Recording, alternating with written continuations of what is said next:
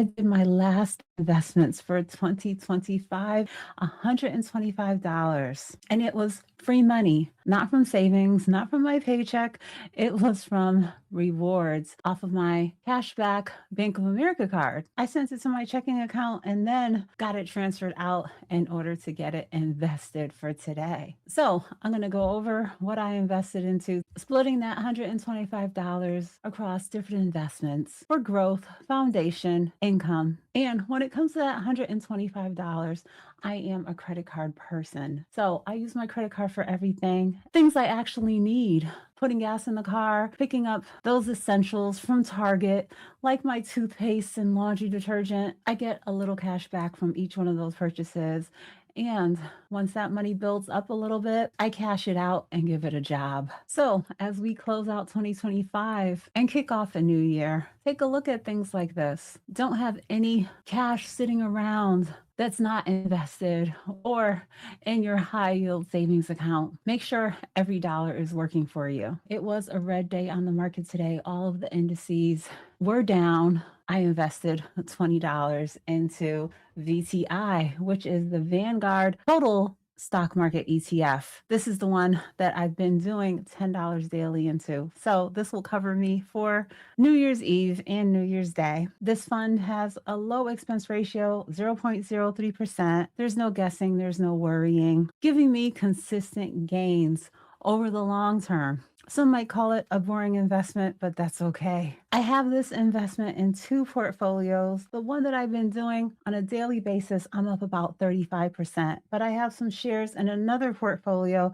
that I'm up 52%. And I have no plans to tap into it anytime soon. Next up, I invested $20 into Microsoft. And this is one of my growth stocks in my portfolio. Cloud computing and AI are a couple of the ways that this company is gaining recurring revenue, real cash flow. So when it comes to Microsoft, I just have a few shares in my portfolio, a little over 4, and I'm currently up 7%. I also added $20 to my Amazon position, a growth stock that has proven itself and is now a profitable company. AWS, Amazon Web Services, advertising, delivery services, Amazon Prime. We all know what Amazon does. And this is one that I'll be holding for the long term. I'm currently up 55% when it comes to my position. I added $20 to AMD, and this is a very new position. I don't even have one share in my portfolio yet, but this is included for innovation related to AI and data centers. So a growth position with potential higher volatility. When I checked where I was at today, I am at 0% gain.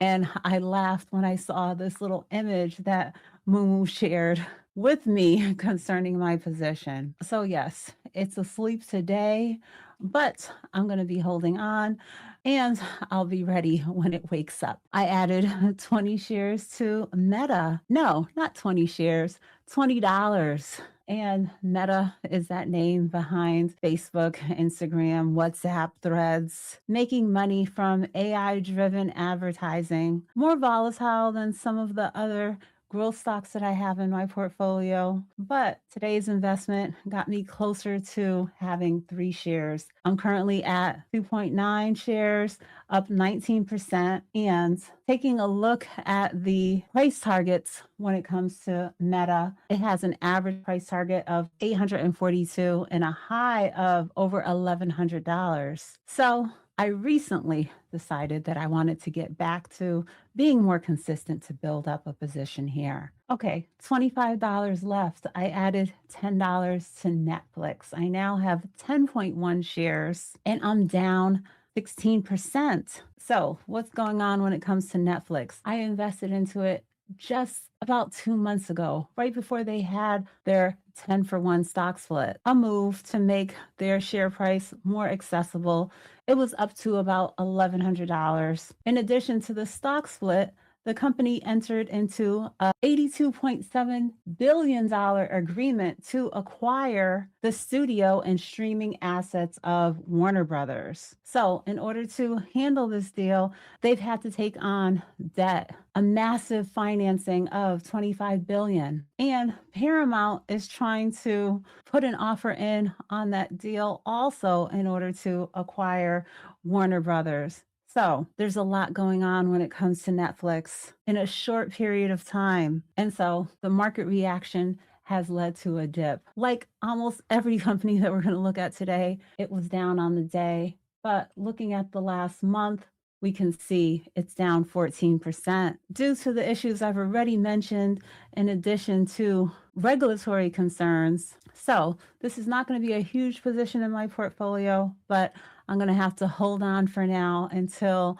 all of these issues get sorted out, the dust settles, and things can get back to normal. I added a little bit to my Tesla position, $10, like Meta, a more volatile investment, but I believe in the future innovation and growth of this company. And not sure if I said it already, currently up 103%, and over time would love to add a few more shares of this to my portfolio. And my last investment with my $125 was $5 into Main Street Capital, an income-focused investment that I've incorporated. It's a business development company giving funding to big businesses. It pays a monthly dividend and a bonus dividend on the quarter currently. And the growth that I've seen with the share price over the last few years, I'm currently up 44%. I love that I can invest by buying fractional shares, not always worrying about timing the market, being consistent, but I am a person that does pay attention to the news and the market and buy full shares or make more significant investments when there is a pullback. So those are the investments of my $125 cash back. But I'm going to share two more investments that I made that were in my IRA. Still building into my SPMO, I added 0.1 shares. This is a momentum ETF that has a different tactical growth approach that gives the potential for higher returns. Looking out to the 5-year, this investment is up 125%. And another investment that I'm adding in my retirement account is FSPGX, which is the Fidelity Large Growth Index Fund. And over the last 5 years, this one is up 96%. These are funds that I've added to do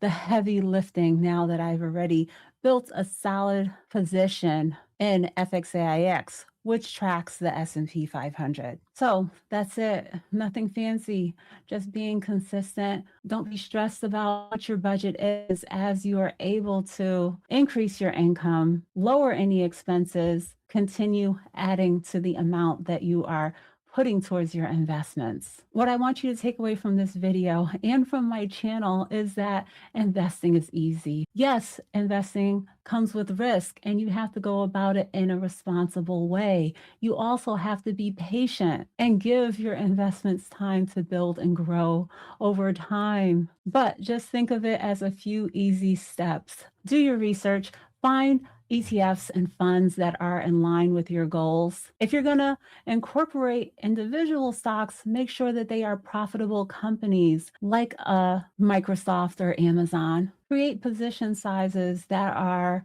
in line with your risk tolerance, and then stay consistent with building up those positions. And after that, just sit back and let compounding do the rest. So as we start a new year, drop me some comments. Let me know, are you holding any of these investments in your portfolio?